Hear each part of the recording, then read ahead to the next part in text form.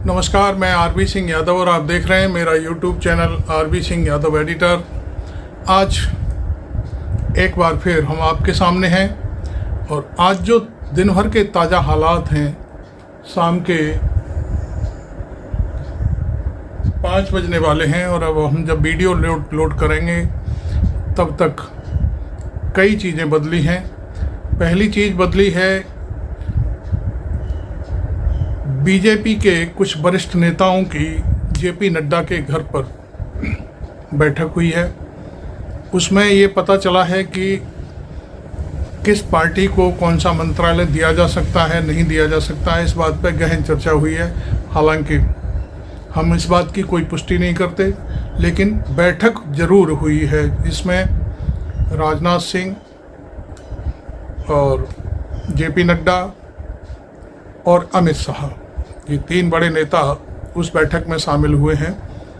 दूसरा, एक press conference की है केसी त्यागी ने।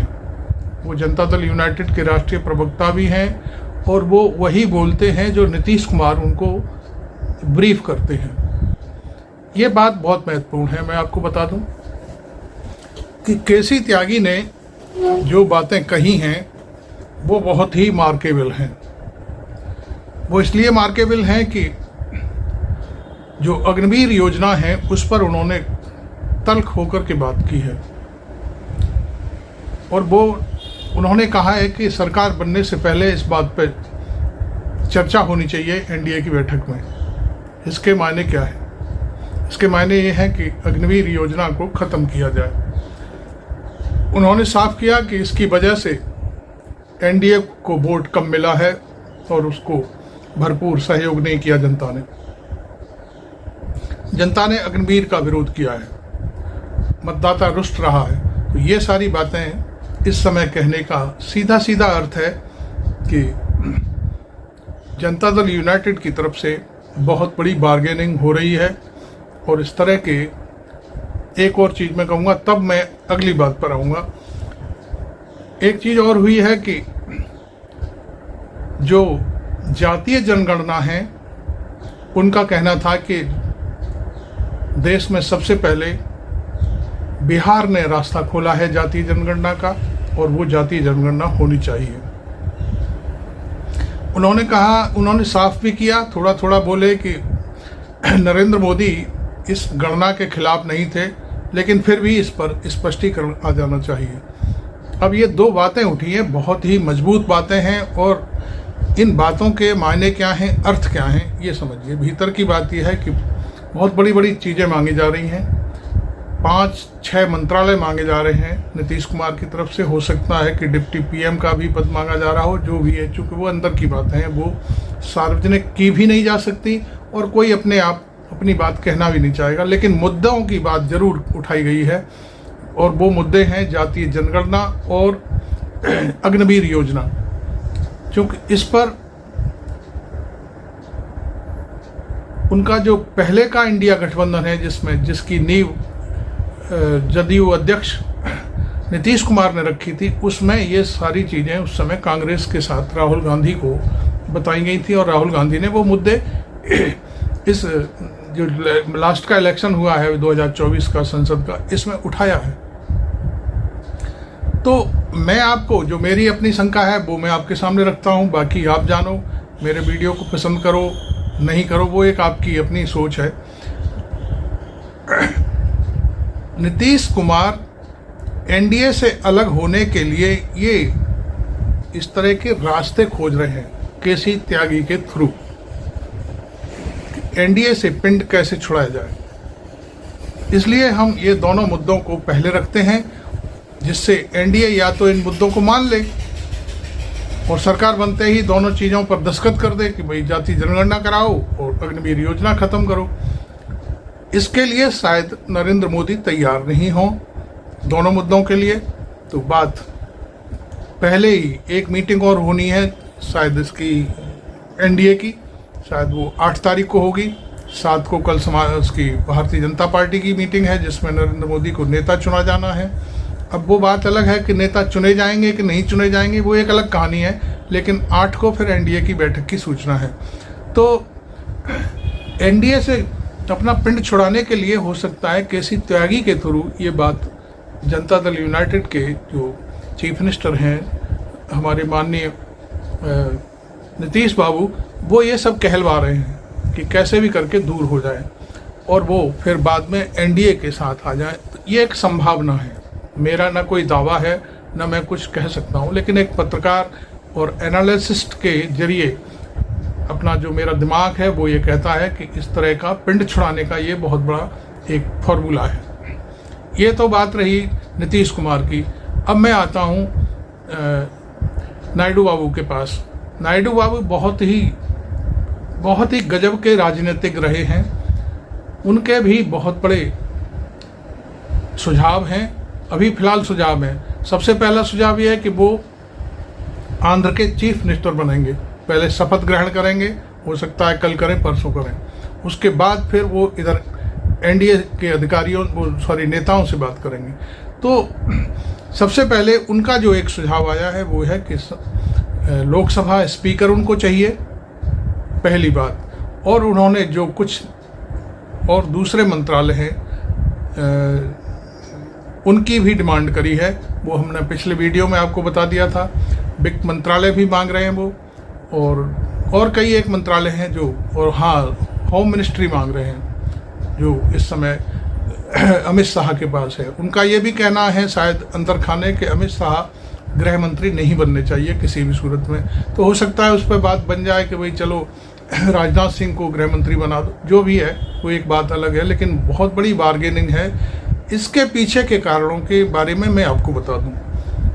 यदि ऐसा नहीं हुआ तो नायडू बाबू भी एनडीए को तलाक दे देंगे और वो फिर इंडिया गठबंधन में आने के उनके रास्ते खुल जाएंगे। तो ये 2-3 बातें तो ये चल रही हैं। बाकी बात उन्होंने इस तरह की डिमांड क्यों की है वो एक मैं अलग से बताता हूँ।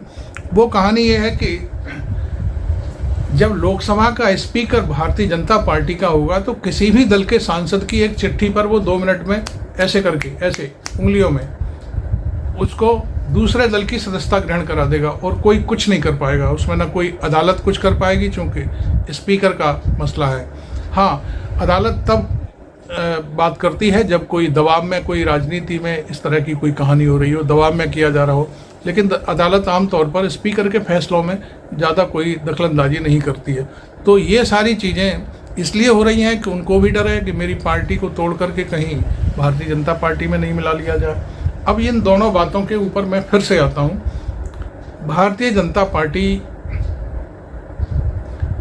क्या कर रही है ये हम नहीं जानते, लेकिन जो 2 लोग हैं हमारे प्रधानमंत्री और अमित शाह, इस समय पूरी तरह से चुप हैं। वो किसी से कोई बात नहीं कर रहे, लेकिन अंदर खाने उनकी तैयारी क्या चल रही है मैं आपको शायद मेरे जो दिमाग में चल रहा है वो कहानी मैं बताना चाहता हूँ। उनकी बात यह है कि 240 इस समय सांसद उनके पास हैं। इससे पहले वो चाहते हैं कि पहले सरकार बना लें और शपथ ग्रहण कर लें। शपथ ग्रहण के बाद आप जानते हो प्रधानमंत्री के हाथ में सारी पावर आ जाती है, पावर सेंटर हो जाता है पीएमओ, और वहाँ से फिर वो किसी को भी खटखटा सकते हैं कि तुम ये करो, तुम ये करो, तुम ये करो। हालांकि अभी भी वो एक्टिव प्रधानमंत्री हैं। उनकी तरफ से इनकम टैक्स को संभवतः निर्देश अंदरूनी मौखिक रूप से जारी कर दिया गया है कि उन छोटी छोटी पार्टियों के सांसदों की तलाश करो और उनके खाते खंगालो कि उनकी सोर्स ऑफ इनकम क्या है। जो गरीब हैं उनको पैसे दो, जो गरीब नहीं है उनसे पैसे लो और धमकाओ, जो भी है जैसा जो उनका चरित्र रहा है समाजवादी पार्टी, भारतीय जनता पार्टी का। मैं कहाँ तक गिनाऊं, गिना भी सकता हूं, कोई पूछेगा तो। पहली बात देखिए, मध्य प्रदेश में सरकार गिराई उन्होंने, 17 विधायकों को इधर से उधर करा करके ये सारा खेल किया, एक बात। दूसरा, महाराष्ट्र आपके सामने है। दूसरा, महाराष्ट्र के बाद बिहार भी आपके सामने है। नीतीश बाबू भी इसी वजह से, कोई वजह नहीं थी, यही वजह थी जिससे वो इधर से उधर हुए। तो उनके हिसाब से वो सीधे सीधे ये चाहते हैं कि 240 का आंकड़ा, जो 32 सांसद कम है, उनको किसी भी तरह से 272 तक पहुंचाया जाए। और 272 होने के बाद जो ये 2 सांगरे लगे हुए हैं, कहते हैं ना सांगरे, आप हमारे यहाँ तो सांगरे कहते हैं, आपके यहाँ शायद उसको लग्गी कहते होंगे या बैसाखी कहते होंगे। वैसे आमतौर पर बैसाखी ही कहा जाता है, जो यहाँ लगाई जाती हैं दोनों, तो उन दोनों बैसाखियों को उठा करके फेंक देंगे और उनकी जो भी कहानियाँ हैं उनको ख़त्म कर देंगे। तो ये बहुत सारी चीज़ें हैं। दूसरी, एक बार्गेनिंग का एक किस्सा और रह गया, दोनों राज्य अपने अपने लिए विशेष राज्य का दर्जा भी मांग रहे हैं। नायडू बाबू का तो मैं एक और खेल बता दूं, मैंने नीतीश बाबू का बहुत सारा आपको बता दिया, नायडू बाबू का एक और खेल है। जगनमोहन रेड्डी ने 3-4 जगह राजधानी का किस्सा छेड़ दिया कि यहाँ नहीं यहाँ होनी चाहिए, वहाँ नहीं यहाँ होनी चाहिए। चंद्रबाबू नायडू बार बार इस बात से प्रभावित हैं कि आंध्र की राजधानी कहाँ होनी चाहिए, लेकिन वो मसला अभी तक नहीं सुलझा है। और मैं समझता हूँ कि आप भी जानते हो, सारी दुनिया जानती है कि जब राजधानी किसी प्रदेश की बनती है तो उस पर पैसा खर्च होता है। तो ये भी एक बात है कि भाई फाइनेंस कौन करेगा, तो इसलिए वो फाइनेंस मंत्रालय भी मांग रहे हैं, वित्त मंत्रालय मांग रहे हैं, जिससे राजधानी उनके नेतृत्व में जल्दी से जल्दी बन के तैयार हो जाए और उनके हिसाब से हो जाए। तो ये एक बहुत बड़ा मसला है और इसके लिए मैं समझता हूँ बार्गेनिंग करके ही ये सब कुछ किया जा सकता है, सीधे सीधे कुछ नहीं हो सकता। तो ये जो एनडीए की सरकार बनने का जो मसला है वो यहाँ अटक जाएगा निश्चित तौर पर।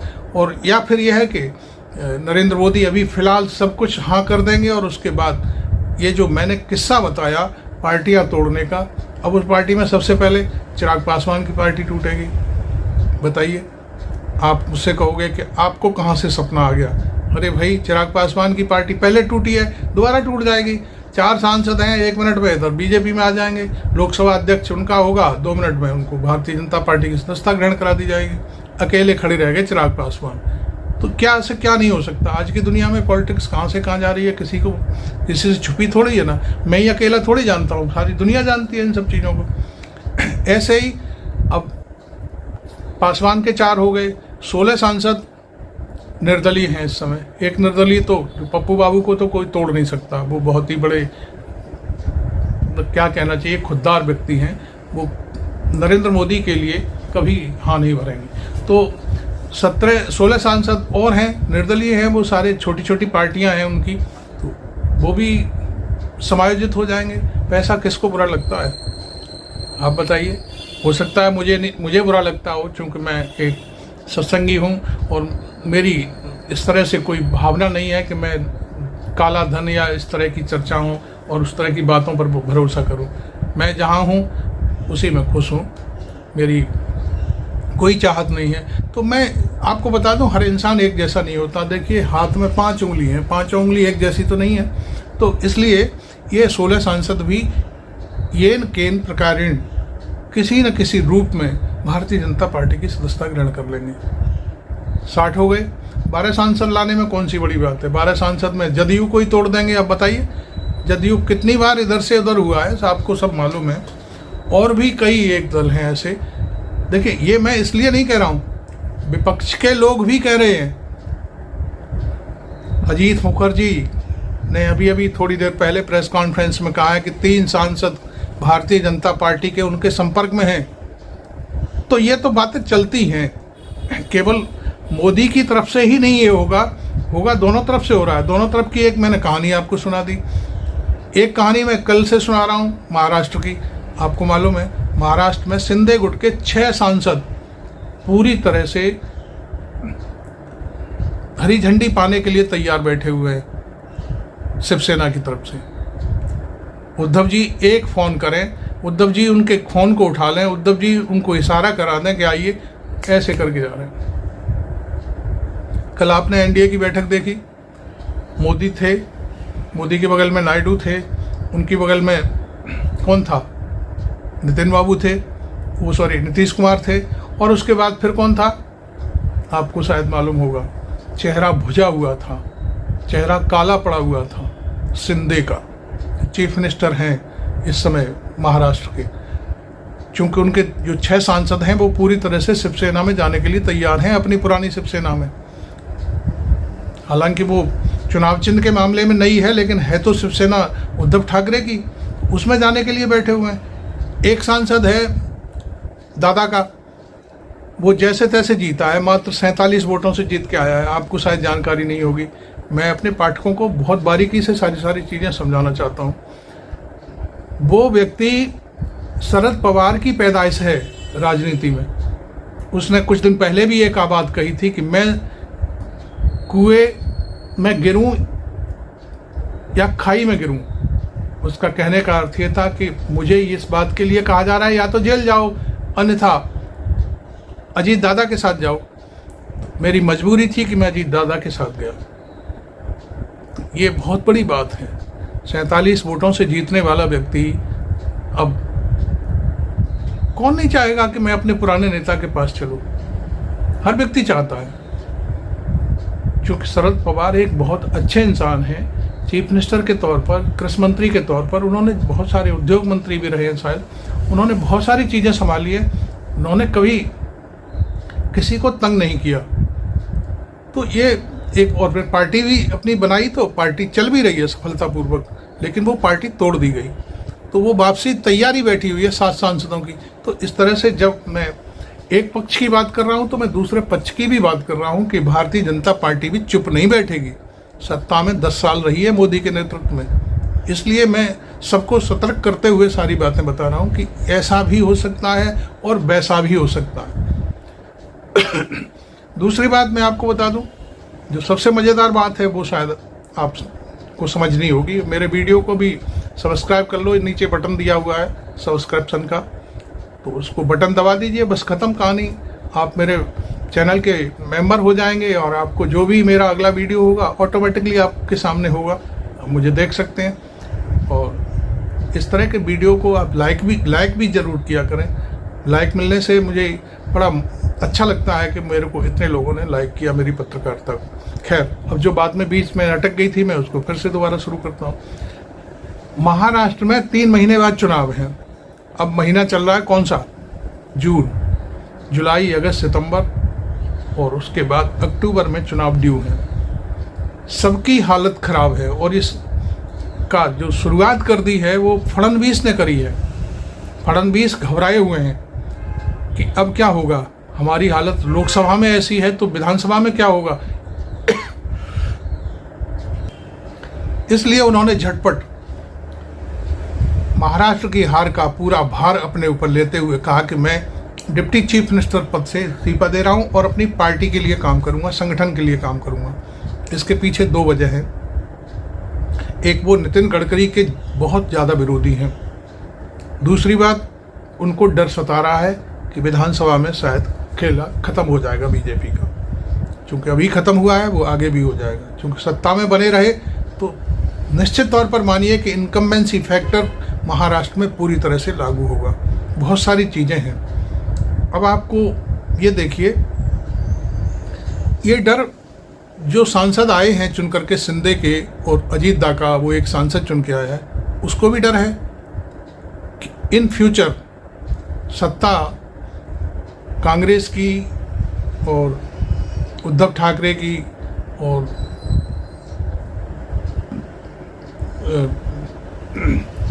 मिलकर के आती है महागाड़ी की, तब क्या होगा? हमारी कोई नहीं सुनी जाएगी। 2 टके के सांसद रह जाएंगे हम महाराष्ट्र में। तो अभी जो कहानियां चल रही हैं वो ये हैं कि महाराष्ट्र विधानसभा का जो चुनाव है वो सिर पर है और वहाँ का हर नेता उस चुनाव को लेकर के परेशान है। मैंने तो यहाँ तक सुना है अभी कि शायद शिंदे भी इस्तीफा देने वाले हैं और वो फिर पुरानी अपनी शिवसेना है उद्धव के साथ, उसमें लौटने की तैयारी कर रहे हैं। जब शिंदे लौटेंगे तो निश्चित तौर पर अजीत दादा का भी कुछ नहीं कहा जा सकता, क्योंकि देश की सत्ता में जब मोदी नहीं रहेंगे या सांगरे की सरकार पर रहेंगे तो फिर निश्चित तौर पर उनका कोई कुछ नहीं बिगाड़ पाएगा। इसलिए वो सब वापसी करेंगे और महाराष्ट्र पूरी तरह से भारतीय जनता पार्टी के हाथ से निकल जाएगा। ये इस तरह की कहानियाँ चल रही हैं। तो मैंने सोचा भाई आपको मैं बताता चलूँ। और अभी 9 तारीख को कुछ गोदी मीडिया भी दिखा रहा है कि 9 तारीख की शाम को 3 बजे या 4 बजे इस तरह से शायद नरेंद्र मोदी शपथ ले लेंगे। हो सकता है ले लें भाई, हमारी अग्रिम बधाई है। लेकिन अभी एक चीज़ और बाकी है, वो चीज़ है कल जो मीटिंग होने जा रही है 7 तारीख को भारतीय जनता पार्टी की, उसमें नेता कौन चुना जाता है, मोदी नेता चुने जाएंगे या नहीं चुने जाएंगे, ये सबसे बड़ी बात है। उसमें आरएसएस दखल देगा कि नहीं देगा, ये देखिए पिछले वीडियो में मैंने आपको बोला था कि नरेंद्र मोदी ने सबसे पहले भाजपा पर काबू किया। जेपी नड्डा कौन है आप जानते हैं, गडकरी लेकर के आए थे। मध्य प्रदेश की एक लेडी विधायक और मिनिस्टर नहीं थी, उनके दामाद लगते हैं जेपी नड्डा को कोई नहीं जानता था हिमाचल में। वहाँ से उठा करके, चूँकि उनके संबंध अच्छे थे गडकरी साहब के उन लेडी से, तो उनके कहने पर उनके दामाद को राष्ट्रीय राजनीति में लेकर के आए थे गडकरी। लेकिन आज गडकरी उनकी आँख में कांटे की तरह चुभते हैं। वो इस समय पूरी तरह से नरेंद्र मोदी और अमित शाह के इशारे पर काम करते हैं। तो ये बहुत सारी चीज़ें हैं अंदर खाने की। और आज भी मैं आपको बता दूं, भारतीय जनता पार्टी में फिलहाल कोई मर्द ऐसा दिखाई नहीं दे रहा है जो मोदी को आंखें दिखा सके। इसका भी लोग इंतजार कर रहे हैं। उसकी कहानी मैं बता देता हूँ। इंतजार क्या है कि एनडीए जो गठबंधन है, अभी फिलहाल जो 2 सांगरे हैं वो अभी मोदी के साथ दिखाई दे रहे हैं। जिस दिन मोदी के दोनों बाजुओं में से सांगरे निकल जाएंगे, जैसे मैंने अभी पिछले वीडियो में कहा था कि जो व्हील चेयर है उसके दोनों पहिए निकल जाएंगे, उसके बाद भारतीय जनता पार्टी के तमाम नेता उठ खड़े होंगे। अभी देखिए, मैं शिवराज का एक इंटरव्यू किसी टीवी पर सुन रहा था, पूरी खीसे निपोर रहे थे और बड़ी बड़ाई कर रहे थे, जबकि उन्हें मालूम है कि चीफ मिनिस्टर पद से हटाने का काम सबसे पहले मोदी ने उनके लिए किया था। वसुंधरा राजे कुछ बोल ही नहीं रही हैं, वो चुप हैं पूरी तरह से। बहुत सारे लोग हैं, अभी देखिए हमारे बाबा योगी जो हमारे चीफ मिनिस्टर हैं उत्तर प्रदेश के, वो भी चुप हैं। वो कह रहे हैं मुझे कोई छेड़े तो सही, उसके बाद मैं पूरा बता दूंगा कि क्या क्या हुआ है। तो वो भी सब कहानी सामने आ जाएंगी, क्योंकि योगी के पास बहुत बड़ा तीर है, और वो तीर ये है कि भाई मुझे पूछ करके टिकट दिया था क्या। सबसे बड़ी बात ये है उनके लिए, सबसे प्लस पॉइंट है योगी आदित्यनाथ के लिए, क्योंकि योगी जिसको चाहते थे उसको इन्होंने टिकट नहीं दिया। अब मैं बता दूं, मैं एक आंकड़ा सुन रहा था, 110 सांसद ऐसे हैं जो बाहर से आए हुए हैं भारतीय जनता पार्टी में, कांग्रेस और दूसरी पार्टियों से आए हुए लोग हैं जो 110 सांसद बाहर की पार्टियों के, उसमें बीजेपी वाला एक भी नहीं है। मैं अभी सुन रहा था नवनीत राणा को बेहोशी सी हो गई है हारने के बाद। तो वो क्यों हारी है आपको शायद मालूम नहीं होगा, मैं बता देता हूँ। मना किया था पार्टी के लोगों ने कि इसको मत टिकट दीजिए, लेकिन फिर भी ज़बरदस्ती टिकट दी गई। उन्होंने कहा इसने हमारे कार्यालय में आग लगाई, फूंका और बहुत सारी जाने क्या क्या गालियां दी हम लोगों को, हम इसके लिए चुनाव प्रचार कैसे करेंगे। लेकिन वहाँ स्थानीय स्तर पर जिलाध्यक्ष ने कहा ऊपर का आदेश है, हम कुछ नहीं कर सकते। इसलिए कार्यकर्ताओं ने कहा ठीक है, ऊपर का आदेश है तो हम काम करेंगे। और वो काम कैसे होता है आप भी जानते हैं, न किसी ने मना किया न किसी ने काम किया, ये होता है ऊपर का आदेश। मान लिया लोगों ने, कार्यकर्ता पूरी तरह से चुप हो गए, बैठ गए घर में। आरएसएस वाली वो जो बात थी, मैंने कहा था आरएसएस के जो मोहन भागवत जी हैं उनके हाथों में हथकड़ी डाल दी नरेंद्र मोदी ने।